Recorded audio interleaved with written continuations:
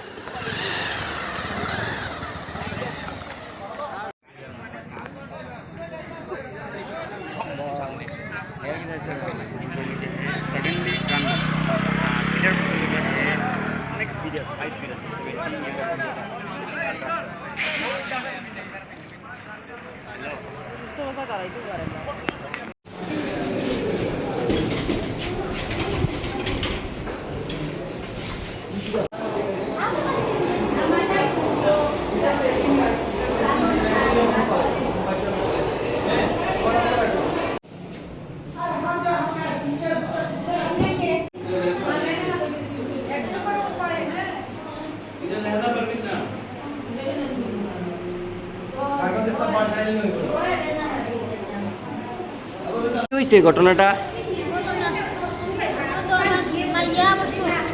Doctor দেখানি তাইছি doctor দেখাইয়া বাড়ি যাইতাম গিয়া আধা রাস্তা তোমার ছোটো মাইয়া কইছে জল খাইতো ড্রাইভার নামিয়া দোকানও গেছে জল আনতো।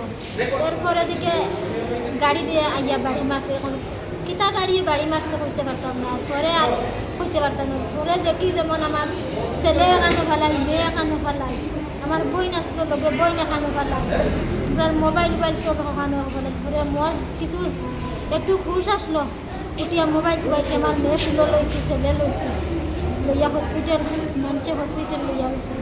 যারা যারা ইনজুর্ড হয়েছে মানে আহত হয়েছে তার নাম কিটা? তোমার নাম? আমার নাম রায়না বেগম, বাড়ি?